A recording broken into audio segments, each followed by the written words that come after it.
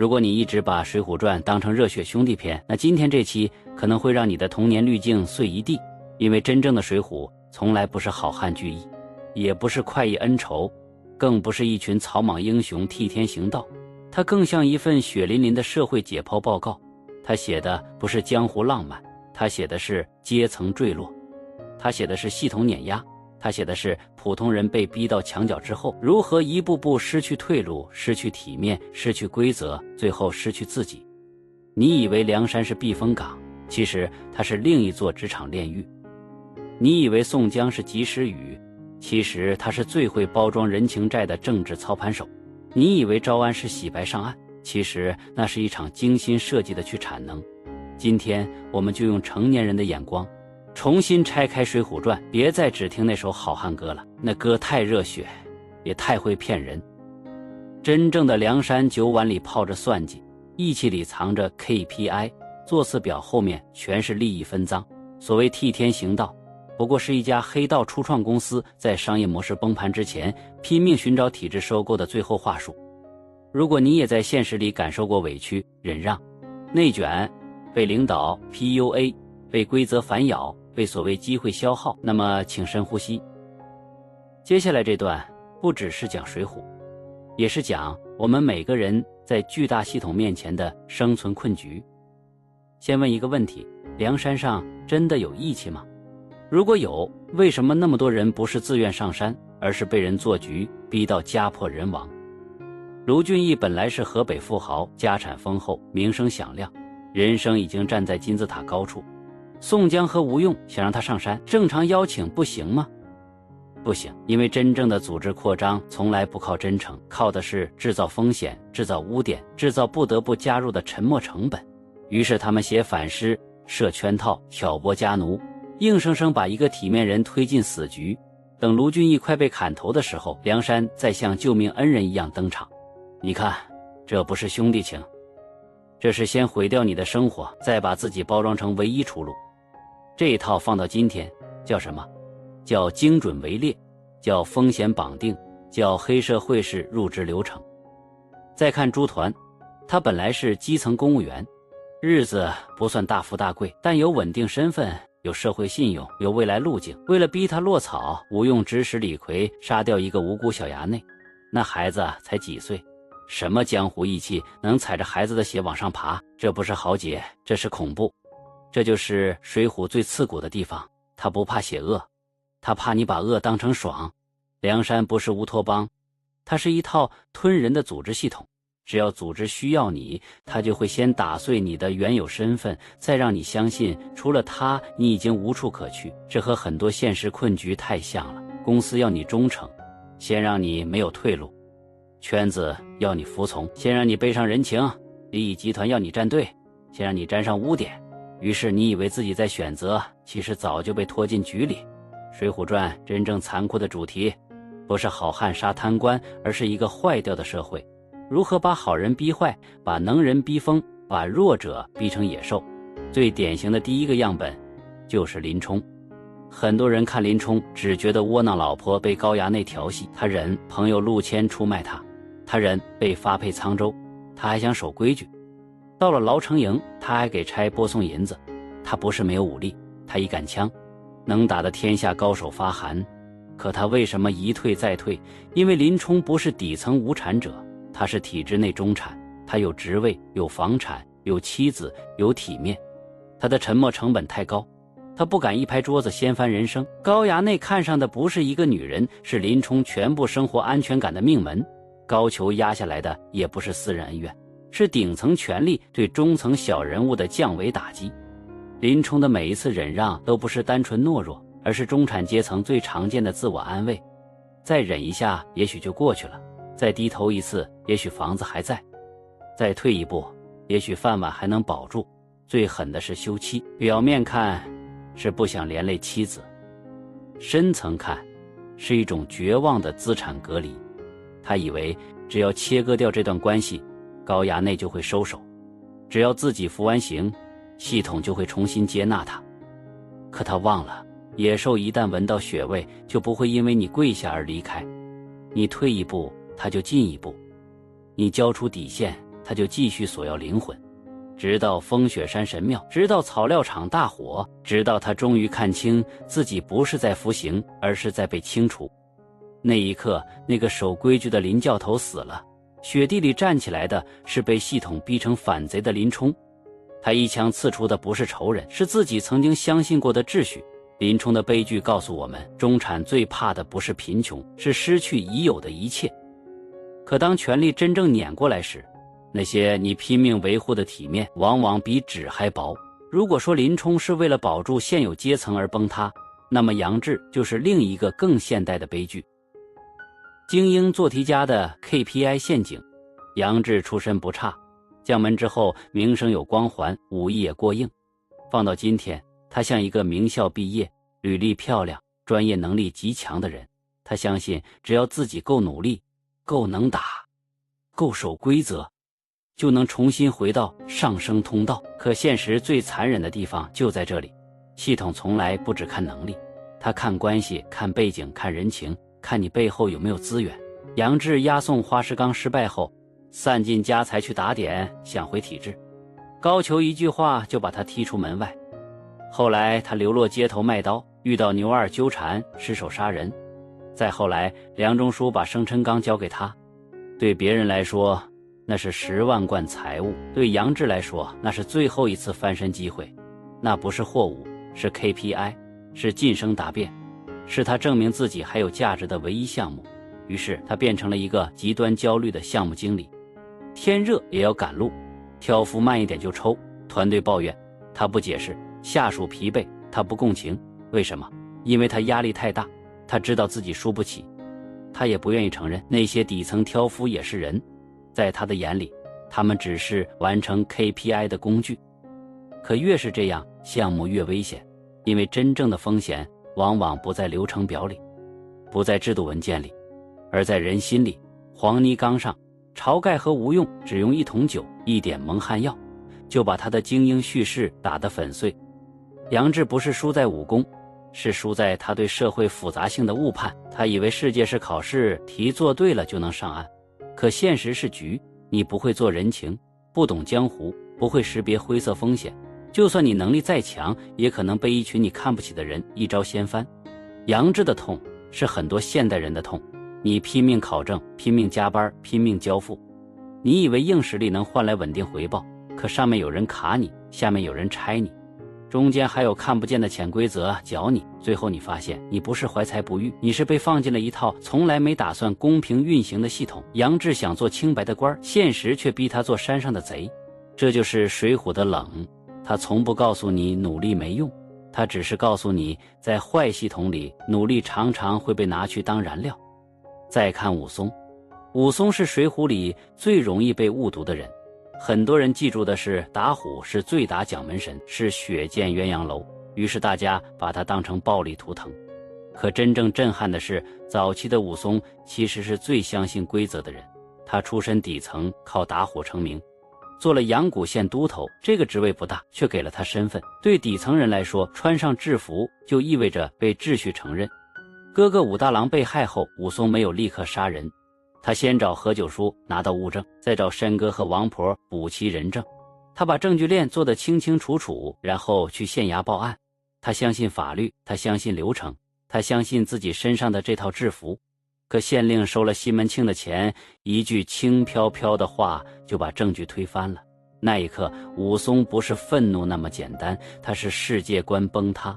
他终于发现，所谓法律并不是保护弱者盾牌，他在权贵手里也可以变成压住弱者喉咙的手。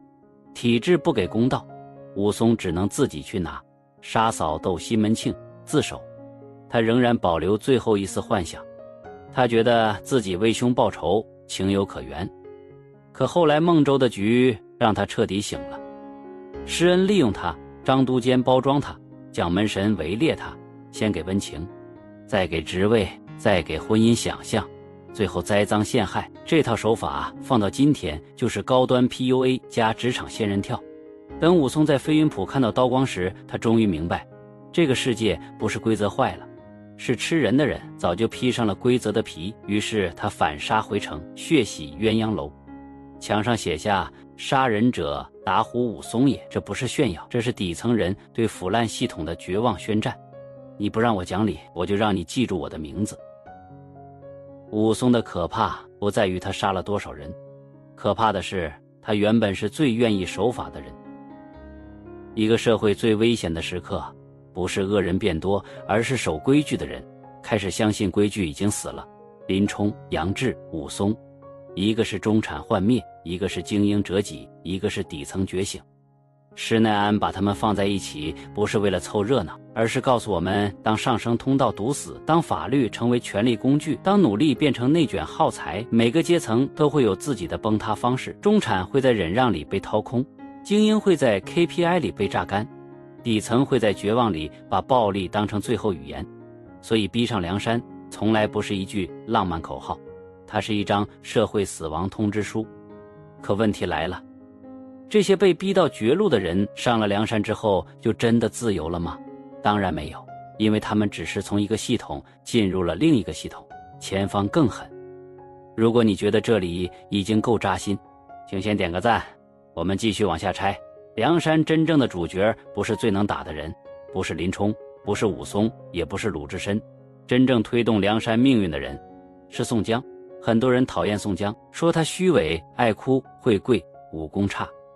可你要明白，权力场里武力从来不是最高级的资源，会让别人替你卖命才是最高级的能力。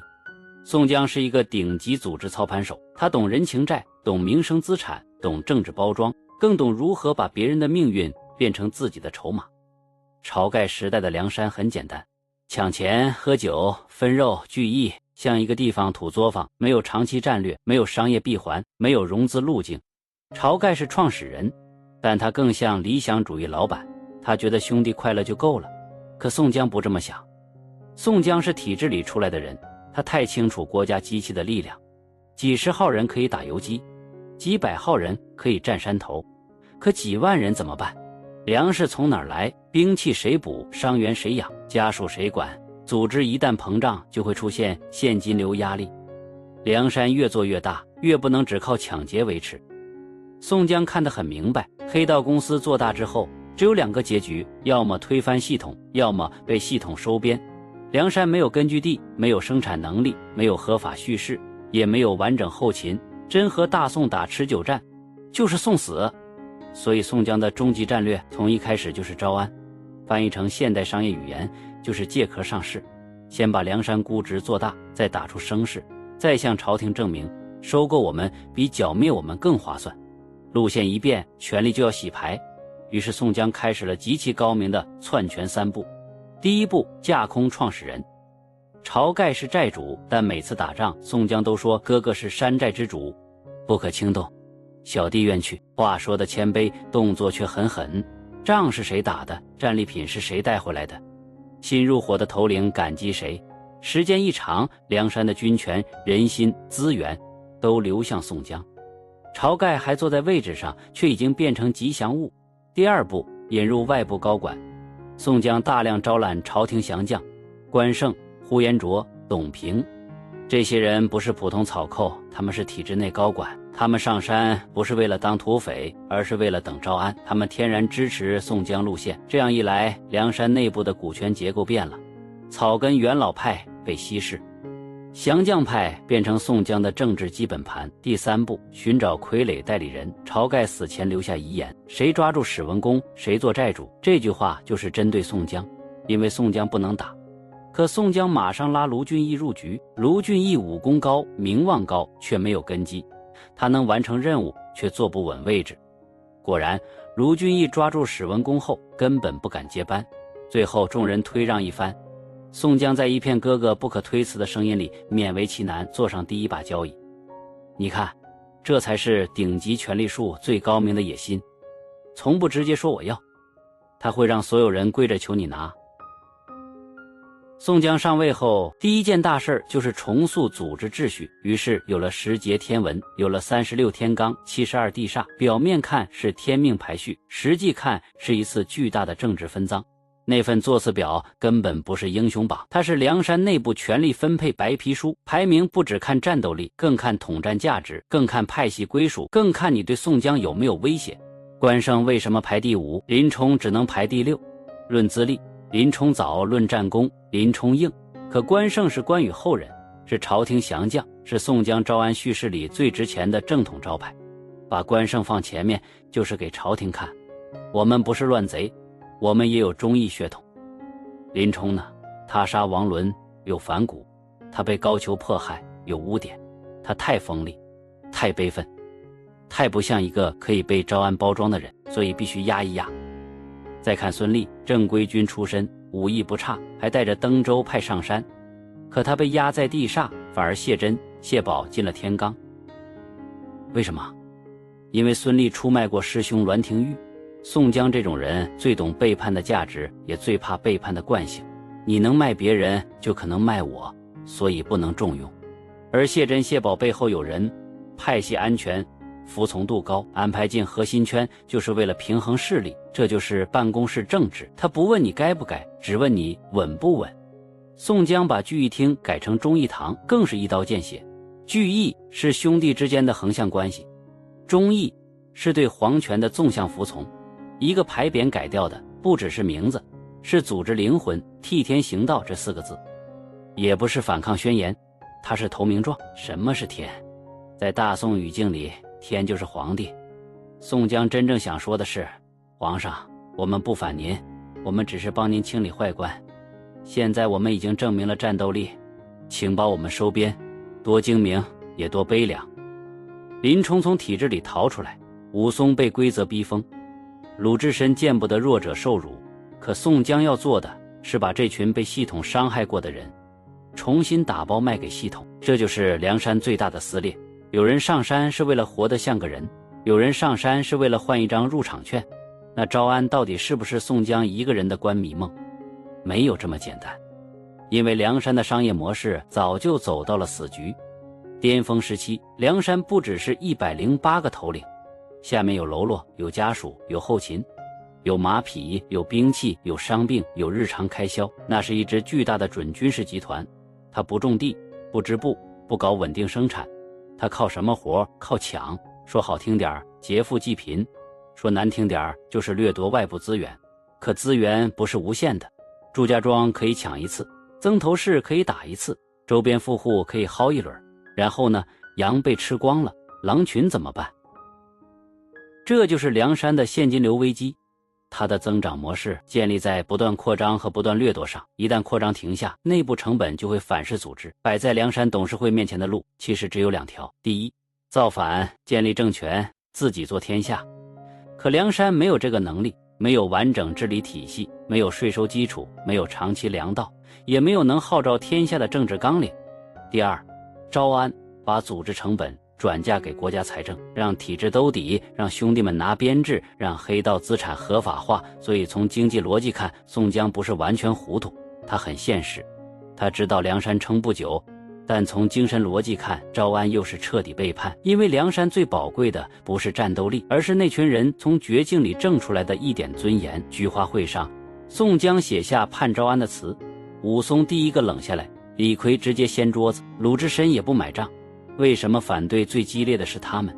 因为他们见过体制最脏的一面。武松的哥哥死在官商勾结里，鲁智深救过被权势欺压的人。李逵虽然粗暴，却本能地厌恶那套装腔作势的官场。他们不是不懂生存压力，他们是不能接受自己拼命逃出来之后还要跪回去。可个人的愤怒挡不住组织的方向。宋江有降将派支持，有生存压力背书，也有忠义话术包装。梁山最终还是招安了，可朝廷真的接纳他们了吗？别天真，高俅、蔡京这些权力老狐狸怎么可能把梁山当自己人？他们只会把梁山当夜壶，需要时拿出来用，用完就踢到床底。于是征方腊来了，这一招极毒。方腊是大宋真正的心腹大患，梁山是刚被收编的不稳定武装，让梁山去打方腊，朝廷稳赚不赔，打赢了替朝廷消灭南方大患，打输了消耗梁山隐患。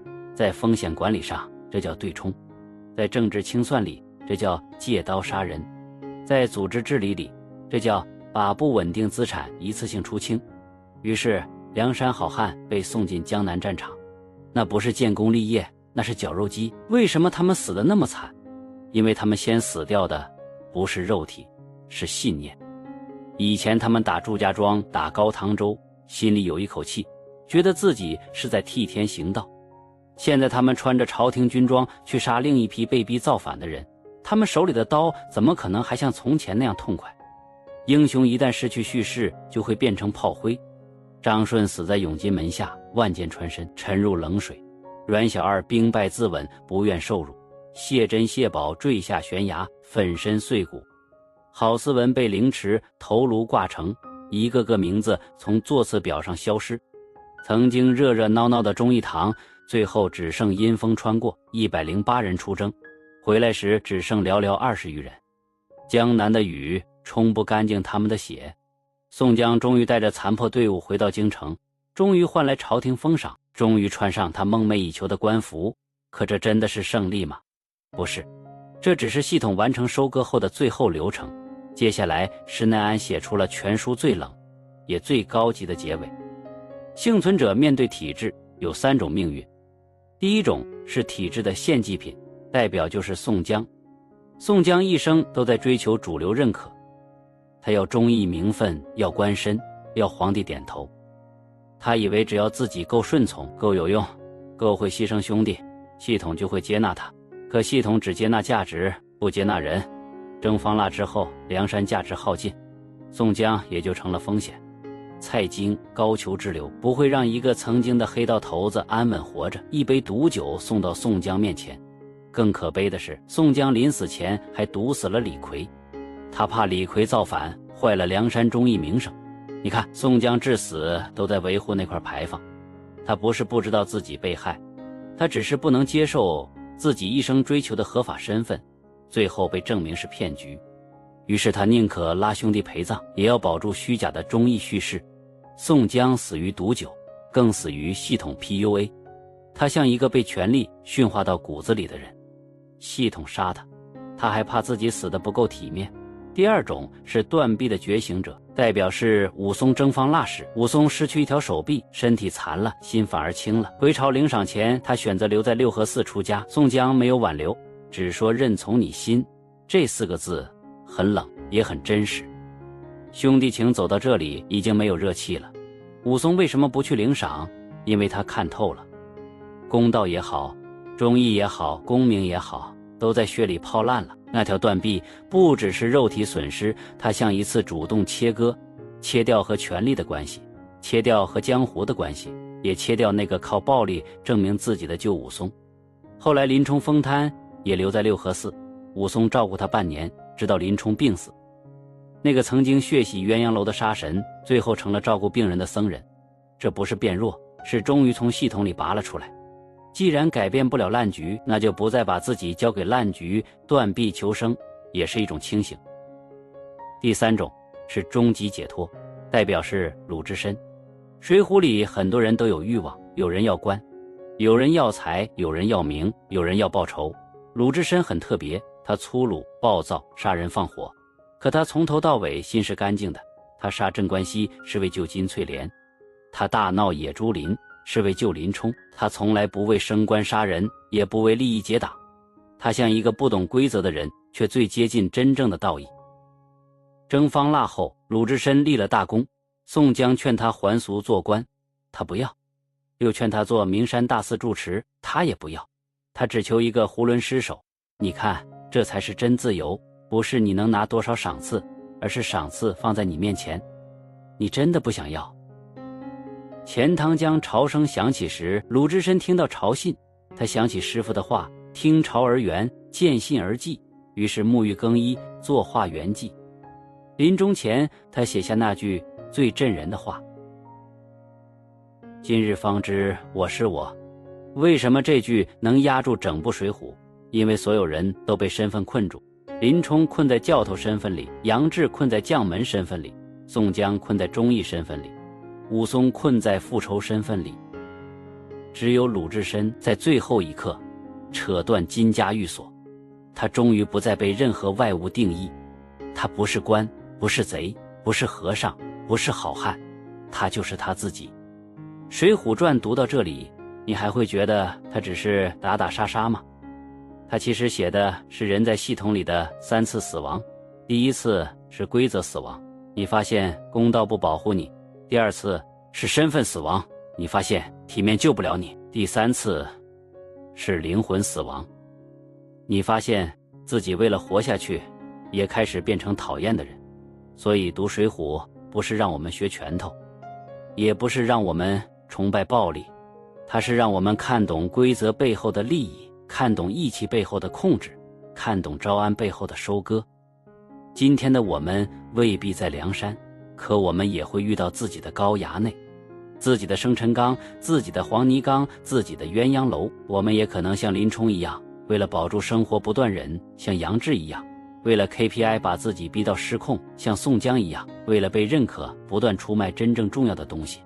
也可能像武松一样，在某个瞬间发现自己信过的规则原来并不信自己。但我更希望我们最后能学一点鲁智深，看透名利却不冷血，看清黑暗却不跪下，身处内卷却不把别人当韭菜，被生活压弯也别把灵魂卖掉。因为真正的自由不是你终于坐上第一把交椅，而是潮水来了，万事散去，你还能笑着说今日方知我是我。朋友们，今天这期《水浒传》的成人视角重读到这里就结束了。你觉得梁山最悲剧的人是谁？是忍到崩溃的林冲，是努力一生却翻不了身的杨志，是被招安亲手埋葬的宋江，还是看透一切后断臂离开的武松？欢迎在评论区留下你的答案，也可以打出意难平，送给那些被时代碾碎的人。如果你喜欢这种用现实逻辑重读经典的深度内容，记得点赞、收藏、转发，也别忘了订阅频道。下一期我们继续撕开经典故事的表皮，看看那些熟悉人物背后更真实也更残酷的人性真相。